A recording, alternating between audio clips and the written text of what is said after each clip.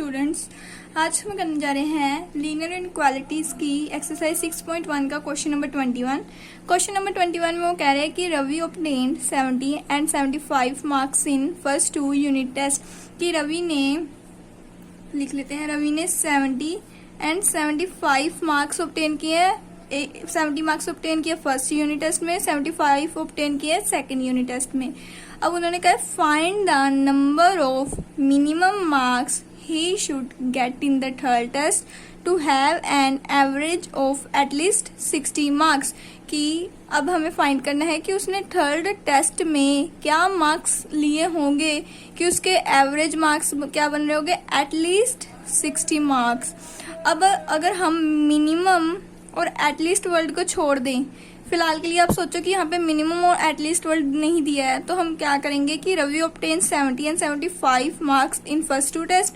सो रवि ने 70 और 75 मार्क्स लिए हैं फर्स्ट 2 टेस्ट में, और हमें क्या फाइंड करना है, find the number of marks he should get in the third test. कि हमें थर्ड टेस्ट में उसने जो नंबर ऑब्टेन किए हैं ना वो फाइंड करने हैं, to have an average of 60 mark, कि हमारे एवरेज जो मार्क्स बने ना तीनों टेस्ट के वो क्या हो, 60 हो। सो एवरेज फाइंड करने के लिए हम क्या करते हैं, 70 हमारे फर्स्ट में आए हैं, 75 सेकंड में आए हैं, तो थर्ड के हमें फाइंड करने हैं थर्ड टेस्ट के, तो हम क्या कर लेंगे एक्स, कि थर्ड टेस्ट में हमारे मान लो एक्स मार्क्स आए हैं, और हमें क्या फाइंड करना है, इसका एवरेज ऑफ। एटलीस्ट को छोड़ दीजिए, अभी फिलहाल अकेला हम एवरेज फाइंड करेंगे, ठीक है ना। एवरेज फाइंड करने के लिए हम क्या करते हैं, एवरेज फाइंड करने के लिए हम जो हमें इक्वेशंस दी होती हैं, जैसे ये 70, 75 और x, ये हमें 3 टर्म्स दी हुई हैं, हम क्या करते हैं इन तीनों टर्म्स को एडिशन में लिख लेते हैं। इन तीनों टर्म्स को एडिशन में लिख के ये जितनी भी इक्वेशंस होती है ना उनकी नंबर मतलब काउंटिंग, जैसे 1 2 3 टर्म्स है ना, 3 इक्वेशंस है, अपॉन में हम वो लिख लेते हैं, और ये किसके इक्वल होता है, एवरेज के। ऐसे हम एवरेज निकाल दें। अगर यहाँ पे 70, 75 और x 3 इक्वेशंस है, इसकी जगह हमारे पास 5 इक्वेशंस होती ना, जैसे 5 टर्म्स होती कि उसने 70, 75, 80, 85 मार्क्स ऑब्टेन किए, और 5th पेपर के आप निकालो, तो हम यहाँ पे 5 टर्म्स को समेशन में लिखते और अपॉन में क्या लिखते 5, और इक्वल टू क्या हो जाता है, एवरेज।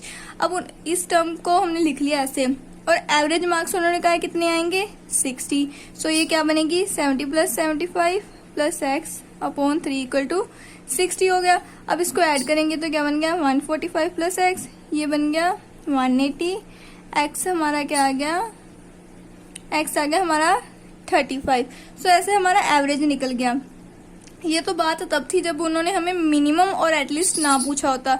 अब उन्होंने क्या कहा है कि हमारे पास 70 और 75 तो है ही, लेकिन थर्ड टेस्ट के हमें एटलीस्ट 60 मार्क्स मैक्सिमम मतलब एवरेज बने, ऐसे हमें थर्ड के मिनिमम मार्क्स चाहिए कि एटलीस्ट हमारे 60 मार्क्स बने। सो हम क्या करेंगे, वैसे ही x लिखेंगे, let x be the marks obtained या get in the third test. कि थर्ड टेस्ट में हमने x मार्क्स ऑब्टेन किए हैं। सो अब हम एवरेज निकालने के लिए क्या करेंगे, 70 प्लस 75 प्लस एक्स, इन तीनों को ऐड किया, अपॉन में क्या आएगा 3। अब उन्होंने कहा है कि he should get in the third test to have an average of at least 60 marks. कि एटलीस्ट उसके 60 मार्क्स आने चाहिए, मतलब कम से कम 60, मतलब कम से कम 60 होने ही चाहिए, कम से कम 60। और अगर 60 से ज्यादा भी हो तो कोई प्रॉब्लम नहीं है, कम से कम 60 होने चाहिए, मतलब ग्रेटर देन और इक्वल टू 60। अगर एटमोस्ट आता ना, एटमोस्ट का क्या मतलब होता है, एटमोस्ट का मतलब होता है ज्यादा से ज्यादा। अगर हम लिखते हैं एटमोस्ट 60, मतलब ज्यादा से ज्यादा 60, मतलब 60 ज्यादा से ज्यादा 60 का मतलब ये होता है कि 60 से कम भी आएंगे तो कोई प्रॉब्लम नहीं है, अगर 60 भी आ रहे हैं तो कोई प्रॉब्लम नहीं है, बस 60 तक आने चाहिए, या 60 से कम भी हो तो कोई दिक्कत नहीं है। तो एट मोस्ट पे हम क्या करते हैं, लेस देन इक्वल टू 60 लिख देते। अब मेन कंडीशन ही ये है, जिसको ये कंडीशन लगानी समझ आ गई ना एटलीस्ट के साथ, उसका सम बिल्कुल सही होगा। अगर आपने यहाँ पे गलती कर दी ना, तो ये पूरा आंसर रॉन्ग हो जाएगा। अगर आपने यहाँ पे ग्रेटर देन इक्वल की जगह लेस देन का साइन डाल दिया तो आपका सम क्या हो जाएगा, रॉन्ग हो जाएगा। सो एटलीस्ट का मतलब समझ लीजिए कि कम से कम जो उन्होंने कहा है ना वो तो आने ही चाहिए, उससे ज्यादा आए वो कोई प्रॉब्लम वाली बात नहीं है, लेकिन 60 तो आने ही चाहिए। एटलीस्ट का मतलब ये होता है। अब हम इनको क्या करेंगे, ऐड कर लेंगे, देन एक्स की वैल्यू को फाइंड कर लेंगे, आंसर आ जाएगा हमारा। अब 145 प्लस एक्स को ऐसे रहने दे, इसको मल्टीप्लाई किया क्या बन गया 180। अब हमारा 145 इस साइड चला जाएगा, एक्स ग्रेटर देन 180 माइनस 145, ये हमारा क्या बन गया, x greater than equal to 35। इसका मतलब आपको पता ही है कि एक्स हमारा मतलब जो हमारा थर्ड टेस्ट है उसमें उसके कितने मार्क्स आएंगे, या तो 35 आएंगे या तो 35 से ज्यादा आएंगे। ग्रेटर देन का मतलब क्या है, 35 से ज्यादा आएंगे या तो इक्वल आएंगे 35 के। सो अब लिख देंगे कि he obtained 35 marks in the third test. अगर आप लोग यहाँ पे भी छोड़ दोगे ना तो ये भी बिल्कुल सही आंसर है। ये लाइन अगर आप नहीं भी लिखोगे कोई दिक्कत वाली बात नहीं है। बस सबसे जरूरी पॉइंट ये है कि आपको ये साइन का ध्यान रखना है कि अगर एटलीस्ट का है तो मतलब कम से कम जो का है वो तो आने ही चाहिए, 60 मार्क्स तो आने ही चाहिए। उससे ज्यादा आएंगे तो कोई प्रॉब्लम वाली बात नहीं है। और एटमोस्ट हो तो लेस देन इक्वल टू होता है, क्योंकि ज्यादा से ज्यादा 60 से कम भी होंगे तो कोई प्रॉब्लम वाली बात नहीं है। सो ये इन दो बातों को ध्यान में रखोगे तो आपका सम बिल्कुल सही होगा। सो अब देखते हैं क्वेश्चन नंबर 22। क्वेश्चन नंबर 22 भी बिल्कुल 21 क्वेश्चन की तरह है, बस इसमें ना इक्वेशन को थोड़ा इन्होंने डिफरेंट वे के साथ दिया है। इसमें उन्होंने कहा है कि to receive grade A in A course, कि किसी कोर्स में ग्रेड ए लेने के लिए one must obtain an average 90 marks और more in 5 examination each of 100 marks. कि किसी भी कोर्स में ग्रेड ए लेने के लिए एक मतलब किसी भी स्टूडेंट को 90 मार्क्स या 90 मार्क्स से ज़्यादा लेने पड़ेंगे उनके 5 एग्जामिनेशन के। उनके 5 एग्जाम्स में उनको 90 से ज़्यादा मार्क्स ऑब्टेन करने पड़ेंगे, तभी उन्हें ग्रेड ए मिलेगा। सो हमें पता ही है हमें ग्रेड ए कब मिलता है, जब हमारे नंबर 90 से ज़्यादा हो या तो 90 हो। और ग्रेड ए कब मिलेगा, मतलब जब हमारे मार्क्स मतलब तो ये ना जब हमारे मार्क्स 90 से ज़्यादा हो या 90 के बराबर हो। और कौन से मार्क्स हमारे 90 से ज़्यादा और 90 के बराबर हो, यहाँ पे देखो एवरेज 90 मार्क्स और मोर इन 5 एग्जामिनेशन की हमारे एवरेज कितने होने चाहिए, 90 होने चाहिए या 90 से ज़्यादा, क्योंकि हमें पता है जब 90 से ज़्यादा होंगे तब भी हमारा ग्रेड आएगा, या तो मतलब 90 तो होने ही चाहिए। सो ये हमारा क्या है, एवरेज मार्क्स हमारे क्या होने चाहिए, 90 से ज़्यादा या 90 के बराबर। सो ये तो होगी वो वाली कंडीशन कि हमारे पास अब ग्रेटर देन इक्वल टू का साइन आएगा। अब हमें मार्क्स कितने दिए हुए हैं वो देखते हैं। उन्होंने कहा है कि if Sunita marks in first 4 examination 87, 92, 94 and 95, कि सुनीता के फर्स्ट 4 एग्जामिनेशन में फर्स्ट 4 एग्जाम में 87, 92, 94 और 95 मार्क्स आए हैं। सो हमें मिनिमम मार्क्स फाइंड करने हैं सुनीता के किसमें, 5th एग्जामिनेशन में, कि find minimum marks that Sunita must obtain in 5th examination to get grade A in course. पिछले क्वेश्चन में हमें क्या दिया था, एटलीस्ट कि कम से कम उसके 60 मार्क्स एवरेज आने चाहिए, और हमने कहा था कि 60 से ज्यादा भी होगा तो कोई प्रॉब्लम की बात नहीं है। सो उसमें हमने ग्रेटर देन इक्वल का साइन लिया था, जैसे ही आपको दिखा देती हूँ मैं कि यहाँ पे हमें क्या दिया था, एटलीस्ट का मतलब है कम से कम 60 मार्क्स तो होने ही चाहिए थे एवरेज। सो हमने कहा था अगर ज्यादा भी हो तो कोई प्रॉब्लम वाली बात नहीं है। अब इस क्वेश्चन में हमें क्या डिफरेंट दिया है, उन्होंने हमें कहा है कि ग्रेड ए आना चाहिए सुनीता का। सो ग्रेड ए लाने के लिए हमें एवरेज मार्क्स कितने चाहिए, 90 या 90 से मोर, मतलब 90 से ज़्यादा। सो ये हमारी क्या होगी कंडीशन कि हमें एवरेज मार्क्स कितने होने चाहिए, 90 से ज़्यादा, मतलब ग्रेटर देन इक्वल टू 90। सो हम लिखेंगे कि सुनीता के फर्स्ट 4 एग्जामिनेशन में कितने मार्क्स आए हैं, मार्क्स इन फर्स्ट 4 एग्जामिनेशंस कितने आए हैं सुनीता के, 87, 92, 94 एंड 95। अब हमें फिफ्थ एग्जामिनेशन के मार्क्स फाइंड करने हैं ना कि उसके ग्रेड ए आए।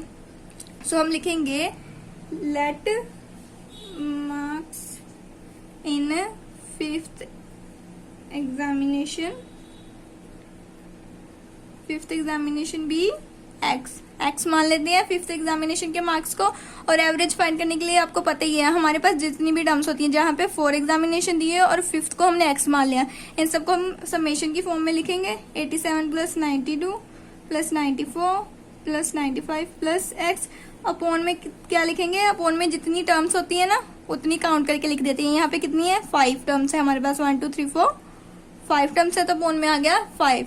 और एवरेज मार्क्स फाइंड करने हैं ना, तो एवरेज मार्क्स करने के लिए कौन सी कंडीशन लगेगी हमारी कि ग्रेड ए लाने के लिए हमें क्या चाहिए, greater than equal to 90 marks, कि 90 मार्क्स से अबव हो या तो 90 मार्क्स हो या मिनिमम, तो मिनिमम 90 मार्क्स हो या 90 मार्क्स से अबव हो, ये कंडीशन है। सो हम क्या करेंगे, ग्रेटर देन इक्वल टू 90 लिख देंगे। अब इन सबको ऐड करके हमारे पास बना 368 प्लस एक्स, 5 को मल्टीप्लाई किया 90 से तो ये बन गया 450, 5 टाइम्स 45, ये बन गया 450। अब x की वैल्यू निकालेंगे तो ये बन गया 450 minus 368, x is greater than equal to 82। So x की वैल्यू से हमें क्या पता चल रहा है कि उसके फिफ्थ एग्जामिनेशन में 82 मार्क्स आएंगे या 82 से ज्यादा ही मार्क्स आएंगे। सो हम इसका आंसर क्या लिख देंगे कि Sunita get minimum 82 marks in the fifth examination. उन्होंने कहा है ना कि find the minimum marks that Sunita, यहाँ पे लिखा है ना find the minimum marks. So minimum तो यही हुआ ना कि इक्वल टू 82 से ज्यादा भी आ सकते हैं, पर मिनिमम तो यही है ना कि 82 आ रहे हैं हमारे। सो हम लिख देंगे कि Sunita get minimum 82 marks in the examination. पर अगर आप यहाँ पे भी छोड़ देंगे तो हमारा आंसर बिल्कुल सही है। मेन किस बात पे क्वेश्चन डिपेंड करता है, इस कंडीशन पे कि हमें ये कंडीशन सही तरह से लगानी आती है कि नहीं। अगर यहाँ पे हम लेस देन इक्वल लिख देते तो हमारा पूरा क्वेश्चन क्या हो जाता, रॉन्ग हो जाता। सो मेन इस कंडीशन पे हमारा क्वेश्चन डिपेंड करता है। तो शुरू से क्वेश्चन को अच्छी तरह से पढ़े पहले कि क्या कहा है, कि उन्होंने कहा है कि ग्रेड ए कब आएगा, जब 90 एवरेज 90 मार्क्स हो या उससे ज्यादा। सो ये हमारी कंडीशन लगी, तो देन क्वेश्चन इजिली सोल्व हो गया। देखते हैं क्वेश्चन नंबर 23। क्वेश्चन नंबर 23 में कह रहे हैं find all pairs of consecutive odd positive integers. सबसे पहले देखते हैं कंसेक्यूटिव क्या होते हैं। कंसेक्यूटिव होती है एक साथ, मतलब एक साथ जो टर्म्स होती है ना उनको हम क्या कहते हैं, कंसेक्यूटिव। जैसे कि यहाँ पे हमें कहा है कि कंसेक्यूटिव ऑड पॉजिटिव इंटीजर्स लेने हैं हमने। सो कंसेक्यूटिव ऑड पॉजिटिव इंटीजर कौन से हो गए, जैसे कि 1 3 5 7, ये हमारे ओड नंबर है। और कंसेक्यूटिव कैसे है, क्योंकि ये एक साथ है। जैसे 1 के बाद ही 3 आ गया, 3 के बाद ही 5 आ गया। ऐसा नहीं है कि 1 लिख दिया हमने पहले ओड नंबर, फिर हमने लिख दिया 7, ये तो बहुत दूर हो गया ना। कंसेक्यूटिव का मतलब होता है कि एक के बाद एक जो मतलब नंबर आते हैं ना उनको हम कंसेक्यूटिव कहते हैं। जैसे ये है 1 आया, 1 के बाद ही 3 आ गया, 3 के बाद ही 5 आ गया, 5 के बाद ही 7 आ गया। मतलब एक के बाद एक या एक साथ जो नंबर आते हैं ना उनको हम क्या कहते हैं, कंसेक्यूटिव। ये अगर ऐसे लिख देना हम 1 के बाद 7, सो ये हमारा कंसेक्यूटिव नहीं होगा, क्योंकि 1 के और 7 के बीच हमारे 2 ओड नंबर और आते हैं, वो क्या है 3 और 5। सो ये हमारा क्या कंसेक्यूटिव सेट नहीं होगा। अब इसमें उन्होंने क्या कहा है हमें, find all pairs of consecutive odd positive integers, कि कंसेक्यूटिव तो हो नंबर, साथ में ऑड भी हो और पेयर भी हो। और पेयर का मतलब क्या होता है, जैसे 1 और 3, ये हमारा एक पेयर हो गया, ठीक है ना। और कंसेक्यूटिव भी है क्योंकि ये 1 के बाद ही 3 आता है, 1 के बाद ही 3 आ जाता है। सो ये हमारा कंसेक्यूटिव ऑड भी है, कंसेक्यूटिव है और पेयर भी है। सो ये हमारी तीनों जो उन्होंने कहा है कंडीशन सेटिस्फाइड कर रहा है। ऐसे एलिमेंट हमें लेने हैं इस क्वेश्चन को सोल्व करने के लिए। अगर हम इसकी जगह ऐसा पेयर ले लेना 1 और 7, हम कहेंगे कि ये तो ऑड है और पेयर भी है, बट ये कंसेक्यूटिव नहीं है। जैसे कि मैंने आपको बताया कंसेक्यूटिव का मतलब होता है एक के बाद एक, और 1 के बाद 7 नहीं आता, 1 के बाद पहले 3 ओड नंबर आता है, फिर 5 आता है, देन हमारा 7 आता है। सो ये हमारा कंसेक्यूटिव नहीं है। अगर 3 और 5 ले, ये भी हमारा कंसेक्यूटिव भी है, ओड भी है और पेयर तो है ही। और ऐसे ही हम 9 और 11 भी ले सकते हैं, क्योंकि ये भी हमारे ओड नंबर है और कंसेक्यूटिव भी है, क्योंकि 9 के बाद क्या आता है, 11 ही आता है। सो ऐसे होते हैं हमारे कंसेक्यूटिव नंबर्स। हमें यहाँ पे ओड कंसेक्यूटिव नंबर पूछे हैं तो ओड नंबर होते हैं 1, 3, 5, 7, 7 के बाद आ जाएगा 9। ऐसे ही ये हमारे कंसेक्यूटिव नंबर्स चलते जाते हैं, क्योंकि ये एक के बाद एक आते जाते हैं। अगर ये एक के बाद एक टर्म हम ना लें तो ये हमारा कंसेक्यूटिव सेट नहीं बनेगा, ठीक है ना। सो अब उन्होंने हमें कहा है find all pairs of consecutive odd positive integers. सबसे पहले हमें लेंगे let first odd positive integer, हम क्या लेंगे, x ले लेंगे। सो पहला हमारा मतलब पॉजिटिव ओड पॉजिटिव इंटीजर हमने क्या ले लिया है, x। और ये क्या कहा उन्होंने, पेयर ऑफ कंसेक्यूटिव ओड लेना है। सो दूसरा हमारा ओड नंबर कैसा होगा, दूसरा हमारा ओड नंबर होगा x+2। x+2 क्यों होगा, क्योंकि पहला नंबर हमारा x है। जैसे हमने पहला नंबर x लिया, x हमारा क्या है, 1 है, ठीक है ना। सो इसके बाद हमारा दूसरा नंबर x+2 लिया है। जब x+2 करेंगे ये 1+2 3 बन गया ना। सो हमारा 1 के बाद दूसरा कंसेक्यूटिव नंबर 3 तो होता है। ऐसे ही अगर हम x+2 में x की जगह 3 पुट करें तो 3+2 5 बन गया ना, मतलब कंसेक्यूटिव पेयर बन रहा है ना हमारा। सो कंसेक्यूटिव पेयर की फॉर्म में ओड पॉजिटिव इंटीजर लेने के लिए हम क्या कर लेंगे, अदर ओड पॉजिटिव इंटीजर लेंगे हम x+2 की फॉर्म का। अगर एक हमने x लिया है तो दूसरा हमारा x+2 की फॉर्म में होगा नंबर, क्योंकि कंसेक्यूटिव पेयर ही ऐसे बनता है। अगर x हमारा 1 है तो x+2 कंसेक्यूटिव पेयर बन गया ना हमारा, 1 और 3 एक के बाद एक, और ओड भी है, ठीक है ना। अब इसको पेयर की फॉर्म में लिखना है तो हम ऐसे लिख देंगे इसको x और x+2। सो उसके बाद उन्होंने कहा है हमें both of which are smaller than 10। उन्होंने कहा है कि ये दोनों ही हमारे क्या है, 10 से छोटे हैं। सो हम इस पे हमारी क्या कंडीशन लगी, कंडीशन लगी कि ये दोनों ही 10 से छोटे हैं। सो x हमारा क्या है, 10 से छोटा, x+2 भी हमारा क्या है, 10 से छोटा। अब ये हमारे पास ना दो कंडीशंस आ गई कि एक तो है x हमारा 10 से छोटा है, एक x+2 10 से छोटा है। अब x+2 को जब हम सोल्व करेंगे तो ये बन जाएगा x इज लेस देन 8। अब ये हमारी कुछ सेम सी कंडीशन आ गई ना कि x हमारा क्या है, 10 से छोटा होना चाहिए, x हमारा क्या होना चाहिए, 8 से छोटा। पर हम ये दोनों कंडीशंस तो अप्लाई कर नहीं सकते, इन दोनों में से हमें एक ही कंडीशन अप्लाई करनी होगी। और वो हम कौन सी करेंगे, जैसे एग्जाम्पल के लिए आप मान लीजिए कि किसी के ना आए हैं 10 मार्क्स आए हैं, किसी के 10 मार्क्स आए हैं, ठीक है ना। अब उससे उसके किसी फ्रेंड ने पूछा तेरे कितने मार्क्स आए हैं, उसने कह दिया कि मेरे ना 11 से कम मार्क्स आए हैं। एक फ्रेंड को उसने क्या कह दिया, मेरे ना 11 से कम मार्क्स आए हैं, और दूसरे को उसने कह दिया मेरे ना 20 से कम मार्क्स आए हैं, ठीक है ना। अब उसने जिसको कहा कि मेरे 20 से कम मार्क्स आए हैं, उसको तो ये भी लग सकता है ना उसके 19 मार्क्स आए हैं, या उसके 18 आए हैं, या 17 या 15, पर असल में उसके कितने आए हैं, 10 मार्क्स आए हैं, ठीक है ना। पर उसने जिसको कहा है कि मेरे 11 मार्क्स आए हैं, उसको उसने थोड़ा ज्यादा एक्यूरेट आंसर बताया ना, क्योंकि उसके 10 आए हैं, 10 ज्यादा एक्यूरेट है 11 के। सो हम कौन सी कंडीशन लेंगे, जो ज्यादा एक्यूरेट होती है।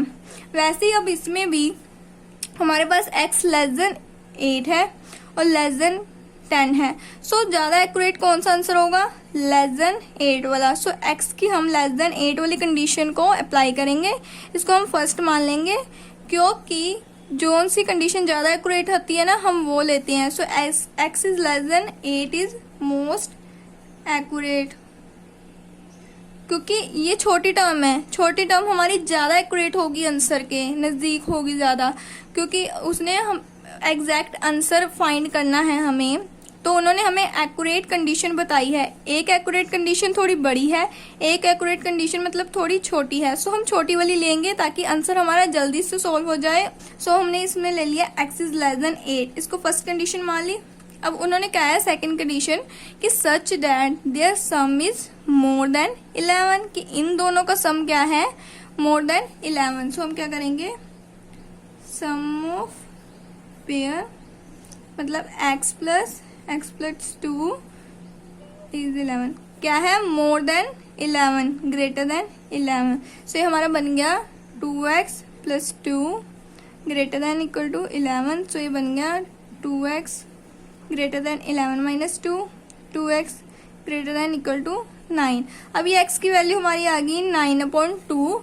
इसको हम 9/2 नहीं छोड़ेंगे, इसका हम डेसिमल में आंसर निकाल लेंगे। तो 9/2 का क्या आ जाएगा, ये हमारे पास आ गया 4.5।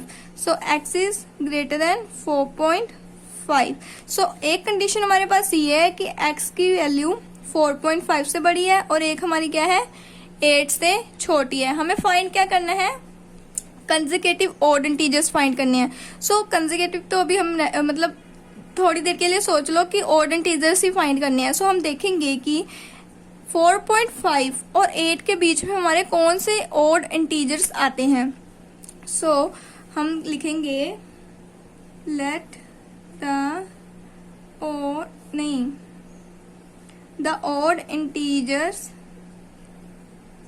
integers between 4.5 and 8 is क्या है, 4.5 और 8 के बीच में कौन से इंटीजर्स आएंगे। 4.5 के बाद हमारा कौन सा ऑड इंटीजर आएगा, 5 आएगा। 5 के बाद हमारा 6 होता है, 6 हमारा ऑड नंबर नहीं है सो वो नहीं आएगा। और उसके बाद क्या आता है, 7 हमारा ऑड इंटीजर है, 7 आएगा। और उसके बाद तो 8 ही आ जाता है। सो 4.5 और 8 के बीच में हमारे कौन से ऑड इंटीजर आ रहे हैं, 5 एंड 7। सो हमारी मतलब x की वैल्यू क्या है, एक 5 आई, एक x की वैल्यू हमारी क्या आई, 7 आई। और ये किसकी मदद से निकली, हमारी ये फर्स्ट और सेकंड कंडीशन की मदद से निकली। अब x की वैल्यू हमारे पास क्या है, 5 और 7। इसको जब हम इस पेयर में पुट करेंगे जो है x और x प्लस 2, तो हमारे कंसेक्यूटिव ऑड इंटीजर के पेयर हमें मिल जाएंगे, जो कि हमारा क्या होगा, आंसर। अब x की वैल्यू 5 है, x की वैल्यू 5, तो x प्लस 2 क्या हो जाएगा, 5 प्लस 2 क्या हो गया, 7। ये हमारा बन गया एक पेयर। x की वैल्यू क्या है, 7, 7 प्लस 2 क्या बन गया, 9। ये हमारे हो गए are the pairs of consecutive और पॉजिटिव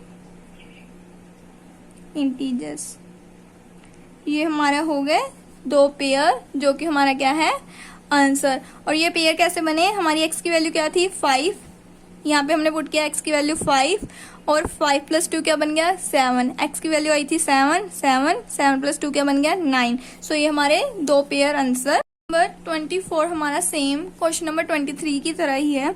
अब इसमें उन्होंने हमें बस इतना फर्क है कि इसमें हमें उन्होंने इवन पॉजिटिव इंटीजर कहा है।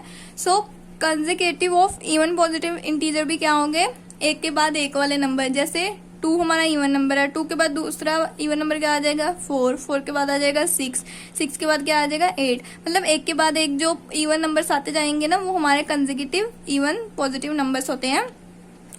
और अगर हम लेंगे 2 के बाद 6, सो ये एक के बाद एक नहीं है, सो ये हमारा कंसेक्यूटिव पेयर नहीं होगा, क्योंकि पेयर एक के बाद एक का ही बनना चाहिए। जैसे 4 और 6 का भी बन सकता है, 6 और 8 का भी बन जा सकता है, क्योंकि 6 के बाद 8 ही आता है हमारा इवन नंबर। बट 4 और 8 का नहीं बन सकता, क्योंकि 4 के बाद 6 आता है, ठीक है ना, 4 के बाद 8 नहीं आता। सो ये हमारा कंसेक्यूटिव इवन पेयर नहीं बनेगा। अगर अकेला कहो ना इवन पेयर फाइंड करो, देन हम 4 एंड 8 लिख सकते हैं, क्योंकि ये हमारा इवन नंबर है। बट अगर कंसेक्यूटिव इवन पेयर का है तो 4 के बाद 6 आता है। सो इस तरह से कंसेक्यूटिव पेयर लेंगे हम इवन के भी। सो सबसे पहले हम लिख लेंगे इसका भी, let the even positive integer be x and other positive even integer. इसमें भी हमारा अदर पॉजिटिव क्या बनेगा, x प्लस 2 ही बनेगा, क्योंकि x अगर हमने 2 लिया है तो x प्लस 2 हमारा क्या हो गया, 4, क्योंकि 2 + 2 हो गया 4, 2 के बाद तो 4 ही आता है इवन पेयर। और ऐसे अगर हमारा x हमने 4 लिया है तो 4 + 2 क्या बन जाएगा 6। सो ये कंसेक्यूटिव नंबर्स ही बनते हैं अगर x और x + 2 लेंगे हम। सो उसके बाद उन्होंने हमें क्या कंडीशन दी है कि both of which are larger than 5, कि ये दोनों ही हमारे क्या है 5 से बड़े। सो हम क्या लगाएंगे कंडीशन कि x हमारा क्या है ग्रेटर देन 5, मतलब लार्जर देन 5, और x + 2 भी क्या है लार्जर देन 5। x + 2 से 5 - 2 करेंगे तो हमारी क्या कंडीशन बनेगी x इज ग्रेटर देन 3। अब इसमें भी हमारी दोनों कंडीशंस देखो सेम ही है ना, कि x हमारा क्या है 5 से बड़ा होना चाहिए, इसमें क्या करें x हमारा 3 से बड़ा होना चाहिए। अगर हमारी कंडीशन डिफरेंट होती ना तो हम इसको इजीली सॉल्व कर लेते हैं, पर अब इसमें हमारी कंडीशन दोनों सेम दी हुई है और दोनों कंडीशन तो सेटिस्फाई कोई नंबर ही होता है जिससे दोनों कंडीशन सेटिस्फाई हो जाए, अदरवाइज हमारी दोनों कंडीशन सेटिस्फाई नहीं हो सकती, क्योंकि उन्होंने कहा है कि x एक ऐसा नंबर होना चाहिए जो 3 से भी बड़ा हो और 5 से भी बड़ा हो। ऐसा कैसे हो सकता है? अगर हमारे पास होता x इज ग्रेटर देन 5 और x इज लेस देन 8 तो हमारी कंडीशन सेटिस्फाई कर सकती थी कि 8 से छोटी और 5 से बड़ी टर्म्स होंगी x की। सो हम क्या लेते हैं 5 और 8 के बीच हमारी क्या आ जाती है x की वैल्यूज आ जाती, जो भी हमें पेयर चाहिए 5 और 8 के बीच में आ जाते हैं, क्योंकि 5 से बड़ी चाहिए और x से छोटी चाहिए। सो ये तो 5 और 8 के बीच में दोनों कंडीशन की मदद से हमारी वैल्यूज निकल जाती।